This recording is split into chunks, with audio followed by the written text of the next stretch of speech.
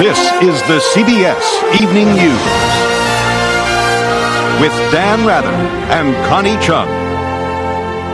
Good evening. Dan is on assignment.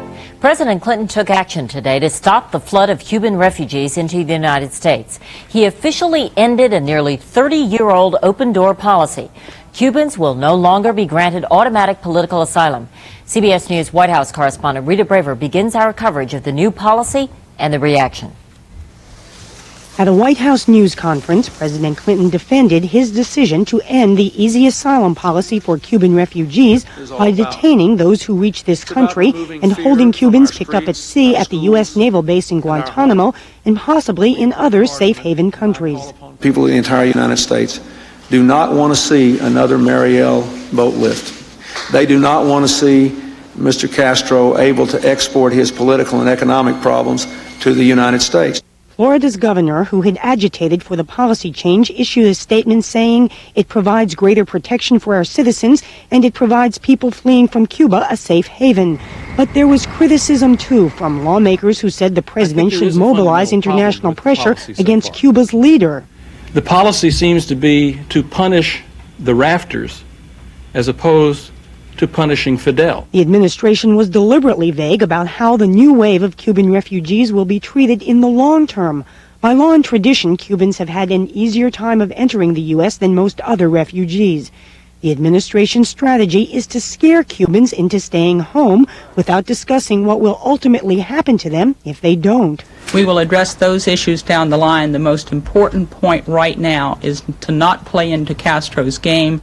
That answer drew harsh words from Florida's Democratic senator. So. I think what we've got here is a policy that's being formed about every 20 minutes, and it's still very much in the kitchen. The hastily announced change fuels complaints that the administration reacts rather than anticipates, especially because last week officials here downplayed the chance of a new influx of Cuban refugees. Rita Braver, CBS News at the White House. This is Diana Gonzalez in Key West. A month-old baby was among the hundreds of Cubans interdicted at sea by the Coast Guard today. Under the president's new policy, they'll be detained and won't be allowed into the United States. We want to know if they're alive or they're not. Outside the Cuban Refugee Transit Center in Key West, restless relatives vented their frustration over the administration's about-face. I feel deprived of my family not being able, they're going to be detained. This is what prompted the Clinton administration to make an abrupt policy change.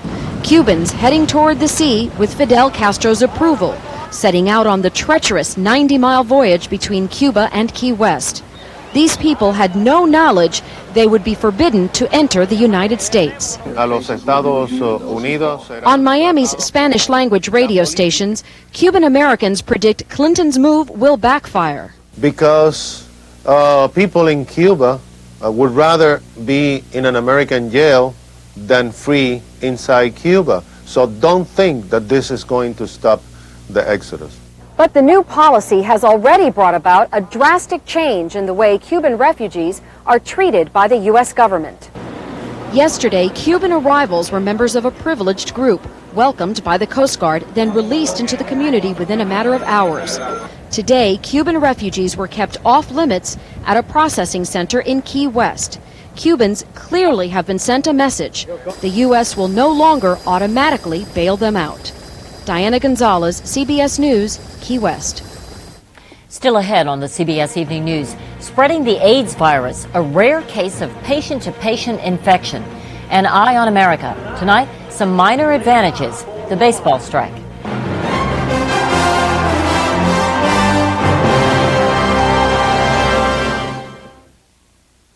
So, what do you think? Dentures or my own? If they were dentures, the last thing I do is call attention to my mouth. In fact, I wouldn't let you get within kissing distance unless I used Efferdent. Because then I wouldn't have to worry about the denture odor or the stains. That is, if these were dentures. But that's for me to know, and for you never to find out. So effervescent, so effective. Blueberry pie. Your secret is safe with Efferdent. Excuse me, have you discovered covered raisins? They're not like plain raisins. They're soft, plump and sweet. I love them. That's what I said. Covered raisins, only in Raisin Nut Brand. It's a great time to be silver because you're over 50 and you haven't lost your edge. Now there's a Centrum made just for you. Centrum Silver for your changing nutritional needs. Centrum Silver. It's a great time to be silver. For both President Clinton and one of his top priorities in Congress, it was many happy returns today. As the president turned 48, he also appeared to turn the corner on his bid to save the federal anti-crime bill. Chief Washington correspondent Bob Schieffer reports on the day President Clinton got to have his cake and eat it too. The president was treating reporters to cake when he learned that he might get the birthday wish he just mentioned at his news conference. If I had 3 wishes, I would wish for the crime bill to pass. The words were hardly out of his mouth when the Democratic Majority Leader went to the House floor to say compromise talks had progressed to the point that he would be able to bring back a bill that might be able to command a majority of votes in the House on tomorrow. House will be in order. Weary Democrats had been planning to adjourn for the weekend, but the announcement they were ready to vote was the first sure sign they believed they had the votes to pass the bill.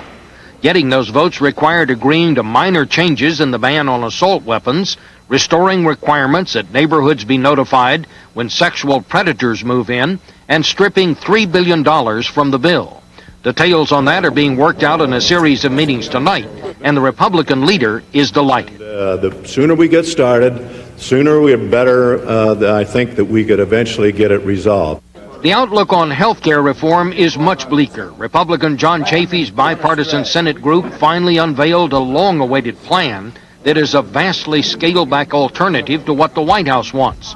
But most Republicans feel even that plan goes too far. This thing is somehow still alive, and we may have to put one more stake through its heart. And if the stake goes through the heart of Clinton, Mitchell, Chafee, we will drive it through. George Mitchell, the Senate's Democratic leader, said tonight that he thought the Chafee Group's work was constructive and a step that might lead toward a compromise.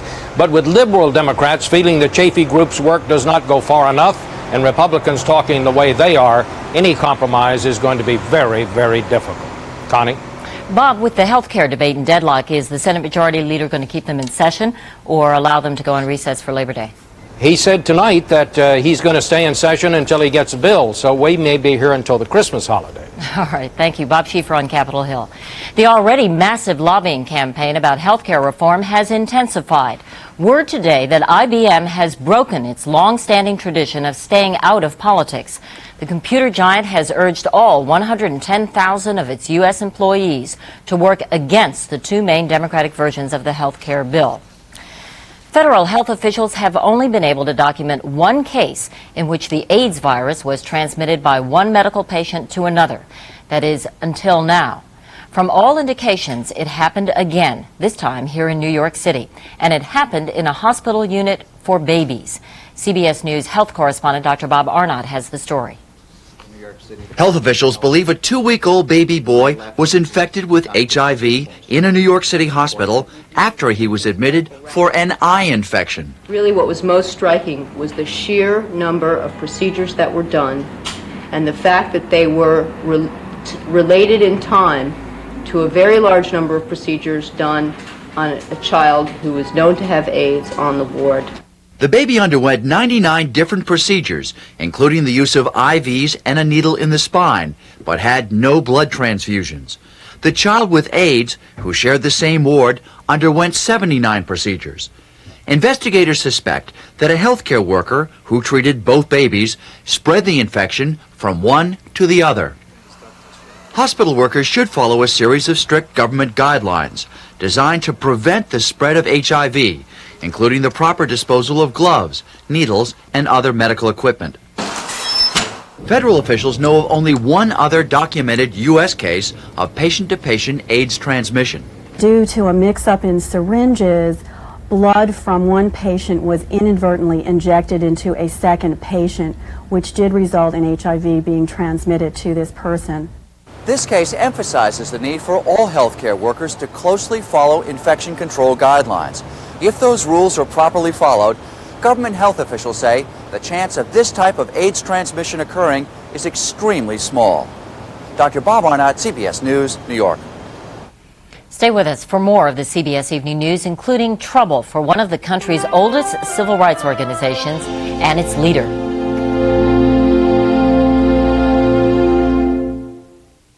Just how nutritious is Kellogg's Complete Bran Flakes? Let's have this today. No, please! Anything but that one! Complete Bran Flakes has twice the fiber of that cereal. Or maybe that one. I don't think so. Complete Bran Flakes has twice the vitamins and minerals of that. The only one with high fiber plus 14 vitamins and minerals, even beta-carotene. How about Complete Bran Flakes? Yes! High fiber plus vitamins and minerals. Perfect. Kellogg's Complete Bran Flakes. Yes! Some nights, my husband Ben is out there for hours, in spite of his minor arthritis pain. When he has a flare-up, he takes Advil. For minor arthritis pain, doctors recommend Advil most. And Advil's gentler on his stomach than aspirin. He says Advil lets him get back to doing what he loves. And without the pain, he sleeps better. Says he wakes up feeling ready for another day. Advil, advanced medicine for pain. My hemorrhoids hurt so much, I was afraid I needed surgery. But my doctor said they weren't serious, and it's time I used Preparation H. Preparation H helps relieve the symptoms of inflamed hemorrhoidal tissues, often bringing relief from itching, burning, and painful irritation for hours. Doctor recommended Preparation H. Attention heartburn sufferers. If antacids work, why do I keep getting heartburn? You know, frequent heartburn may be a sign of a more serious medical problem. Your doctor has treatment plans that can help. Frequent heartburn. Isn't it time you talk to your doctor? He's another one of those characters you get to meet only on 60 Minutes. Ed Bradley found him hiding out in Mexico. You'll find him in full view Sunday on CBS. This new transport is billions over budget. You know who's going to get stuck with the bill, but what went wrong? Eye on America investigates Monday on the CBS Evening News. A big development tonight in the Rodney King case. The Los Angeles police officers convicted of violating King's civil rights are serving 2.5 years in prison. But a federal appeals court said today that's not enough time for Stacey Koon and Lawrence Powell, far below federal guidelines. The appeals court ordered a lower court judge to re-sentence both Koon and Powell. They are now expected to get about 7 years. Congressman Mel Reynolds of Illinois was indicted today. A grand jury charged the Chicago Democrat had sex with a former campaign worker who was only 16 at the time, and then allegedly tried to obstruct an investigation into the affair. Reynolds denies the accusations. It's the eve of a pivotal meeting for one of the country's biggest and best-known civil rights organizations. The NAACP is deciding the fate of its embattled director, Benjamin Chavis, and the future direction of the organization. Correspondent Jim Stewart has more about the NAACP and its leader at a crossroad. With his board of directors divided over his fate, NAACP Executive Director Benjamin Chavis today denied reports he's sexually harassed 2 former employees and appeared with one who said her complaint was a misunderstanding. My employment concerns and the nature of them have been resolved. Still unresolved, however, is a sexual harassment suit brought by another former worker, Mary Stansel of Washington. And it was Chavis's commitment of scarce NAACP funds to settle Stansel's claim that now has some civil rights leaders howling for his head. He used more than $64,000 of NAACP money to pay out hush money. This is an egregious misspending of money. Chavis today blamed the uproar on unnamed outside forces. There is an orchestrated campaign to defame the NAACP, to defame me, and to defame my leadership. In its long history as the nation's preeminent civil rights organization, there perhaps has never been a more divisive week. African American leaders are split. How can someone lead in a fight against discrimination based on race, on sex, when your own internal leadership is being questioned? This is a part of that continued pattern of destructive leadership when people really begin to bring about change in this country. And Chavis was certainly changing the NAACP, reaching out to black youth with one hand and extremists with the other, reaching out for the new blood some analysts believe the organization must have. It cannot be the same middle-class litigious organization funded primarily by corporate white America that it was. The question NAACP board members will decide tomorrow is whether Benjamin Chavis will continue to lead that change. Jim Stewart, CBS News, Washington. Way out in the Atlantic, Tropical Storm Chris reached hurricane strength today, the first hurricane of the season. Forecasters say Hurricane Chris is tracking north away from the U.S. mainland. But as it picks up strength in the next few days, Chris could pose a possible threat to Bermuda. More troubles for the new Denver airport already months behind schedule because of a high-tech baggage system that doesn't deliver. Now there are problems with cracked and uneven runways, which workers reportedly used glue to repair. However, city engineers say the problems are not serious. On Wall Street, gainers outnumbered losers, but prices still fell a fraction in heavy trading.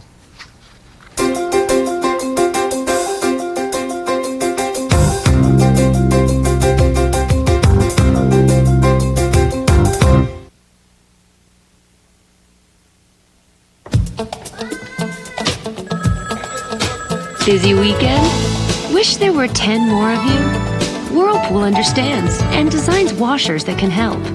A Whirlpool supercapacity washer holds clothes and more clothes, so you'll do fewer loads. And its simple controls are easy to use, so you can do loads of other things, even if there is only one of you. Because together, you and Whirlpool know how to make a home run. This is a square inch. A wheat thin is the most real food deliciousness you can get in a square inch. The most genuine toastiness. The most crunchiness, the most munchiness. Wheat thins, the most taste you can get in a square inch. Go ahead, ask around. Hey, magazines will tell you. Your really good friends will even tell you. The alpha-hydroxy acids in Alpha-Hydrox can reduce the appearance of fine lines and wrinkles because Alpha-Hydrox is an exfoliant. And now there's an Alpha-Hydrox formula for dry, oily, normal, and sensitive skin for under $10. Are you listening, or are you too busy looking for new wrinkles? Alpha-Hydrox at drug, grocery, and discount stores. How can something non-alcoholic taste this good, huh? Funny you should ask, Jim. Old Milwaukee starts with fully fermented beer and uses this Centrotherm with its unique rotating evaporator system to carefully remove the alcohol. So, full-bodied beer flavors never compromised? Exactly, that's the beauty of the Centrotherm. For a non-alcoholic brew that tastes like beer, it doesn't get any better than this. Who said that? Fibercon or Metamucil. Both give you the same predictable regularity, the same natural action of fiber. So what makes Fibercon different? With Fibercon, I get my fiber in 2 caplets. Fibercon, fiber regularity that's easier to take. Attention golfers, wouldn't it be great if as your score got higher, so did your winnings? Oddly enough, that's the case at the Sprint International this weekend on CBS. The exodus of refugees from Rwanda is building toward another breaking point tonight. Up to 20,000 people today alone streamed from Zaire, fearful of what might befall them if they stay behind. Correspondent Barry Peterson has the latest. Refugees are flooding across the border amid fears of a new humanitarian disaster and prompting warnings from Zaire that the border may be closed. It's happening this time at Bukavu, south of Goma, where 1 million fled last month. I'm afraid, she says, it's not safe to stay. Egged on by broadcasts from the deposed government, they're running from an area currently patrolled by the French. Despite pleas by the UN and the U.S., the French will be gone by Monday, replaced by UN soldiers from African countries. All we are trying to do is to educate them that they do have safety in their own country and therefore they should stay.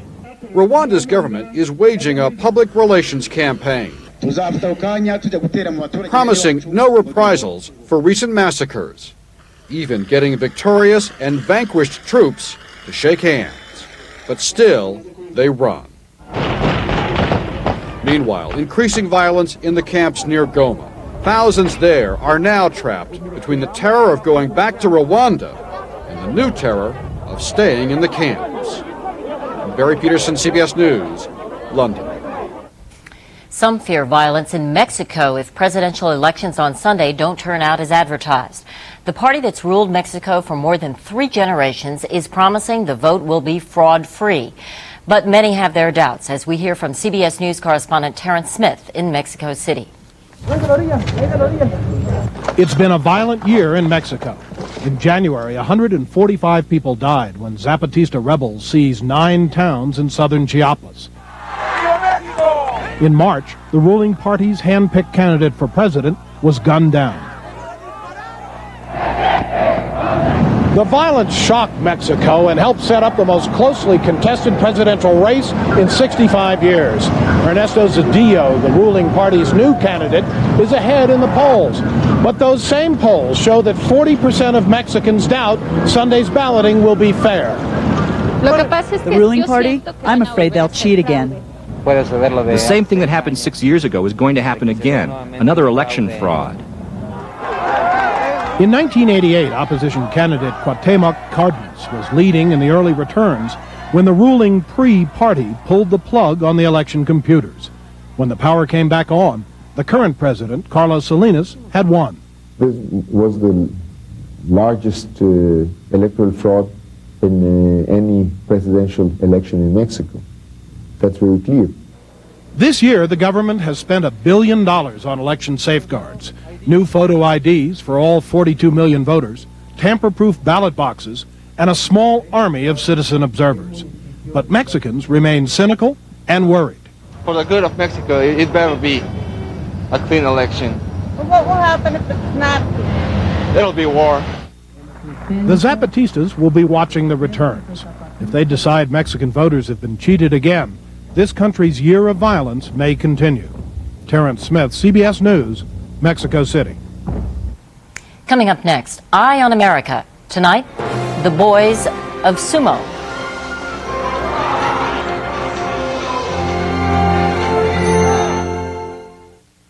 The winds of change are blowing away old ideas and bringing the all-new Ford Windstar.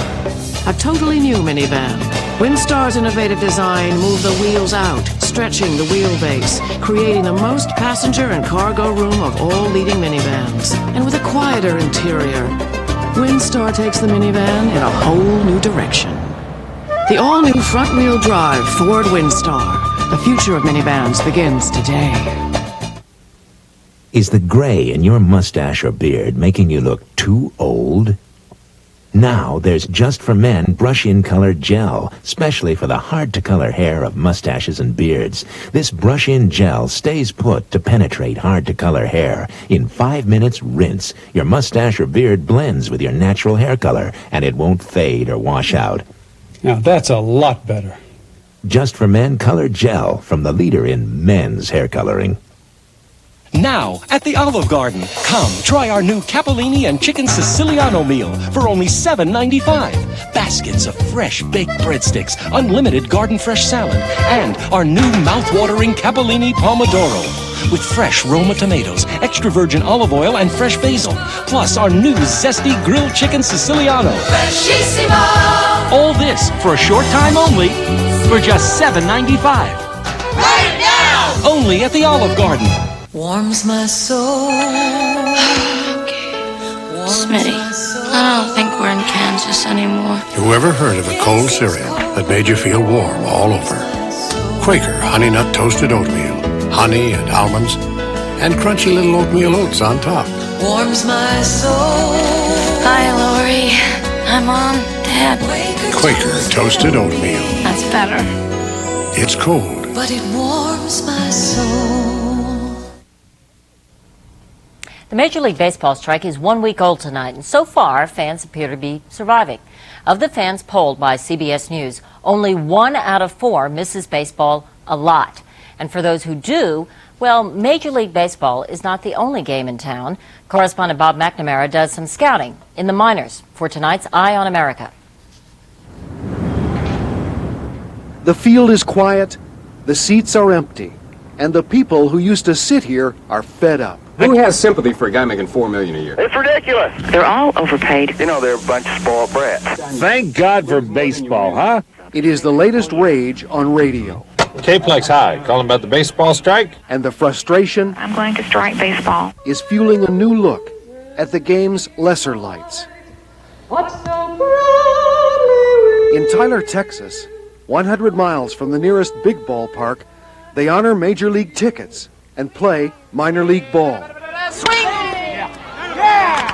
The Beaumont Bullfrogs and the Tyler Wildcatters are part of the brand new Texas-Louisiana League. Not sponsored by the big leagues, they are finding their own fans, one small town at a time. I've never been to a major league game. Kay Bates hands out haircuts for $5 along the third baseline. And I love it. I'm already looking forward to the next season. This is baseball. Here, fans come for the hot tub next to the bullpen, dizzy bat races between innings, and the chance to dance and cheer.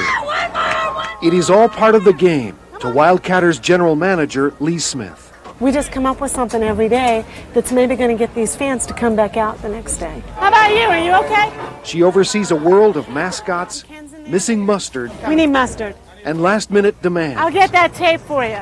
It is the kind of executive job women have had trouble getting in the big leagues, but not Are here. you going to win a prize for that? Not only do they believe that I could do this job, but they entrusted me with this responsibility and this challenge. And frankly, I feel very blessed. At this park, baseball fans are not yet jaded. Watch me now. And while they may be jumpy around TV cameras, most are excited just being close to the game. You're close to them. You can holler at them. They can hear you here. Hey, you better look at it. He's a hell of a lot better than you. It may be entertainment to the fans and business to the people who pay the bills, but it is something else entirely on the field. Out here, it is not a game at all. Just like the big leagues, there's hitting and spitting and spats. I don't argue on every play. I rarely argue with you. No one makes much money, $900 a month. but everyone earns a chance to hope. I want to make it to the big leagues just like everybody else out here. Carl Stanley, back from an injury, is hoping for a second chance. Yeah, I love it. I love baseball. Charlie Kerfeld, veteran pitcher turned manager, I'll give you some coins to flip if you need them. is hoping for a second career. All right. Others are just hoping. Yeah, I guess you could call it my last chance. We'll just start a little slower and keep your head still. In a league that is more hope than high finance, suddenly this is a season of promise. For players with big dreams and the people who cheer them on, finally, a chance to stand in the spotlight alone. In Tyler, Texas, Bob McNamara for Eye on America. And that's our news. Bob Schieffer will be here tomorrow, and don't forget 60 Minutes on Sunday. I'm Connie Chung in New York. I'll see you again on Monday. Thank you for joining us, and for all of us at CBS News, good night and have a great weekend.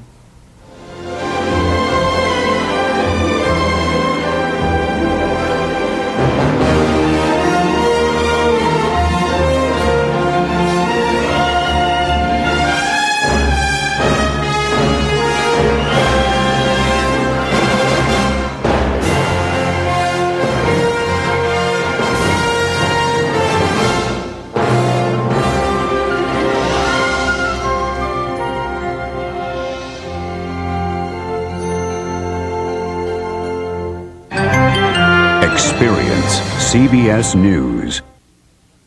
This new military transport is years late and millions over budget. Did we say millions? Make that billions. The C-17 is probably one of the 2 or 3 greatest examples of waste of taxpayers' money. So what went wrong? Eye on America investigates Monday on the CBS Evening News with Dan Rather and Connie Chung. This is CBS.